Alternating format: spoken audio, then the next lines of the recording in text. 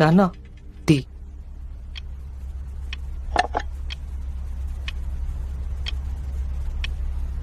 మీ స్కూల్లో ఆడపిల్లలు ఉన్నారా?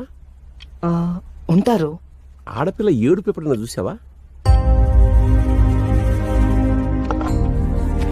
ఒరే, స్త్రీ అంటే ప్రకృతి, స్త్రీ అంటే దేవత, స్త్రీ అంటే ఎన్నో వింతల్ని విచిత్రాల్ని తనలో దాచుకున్న ఒక అద్భుతం.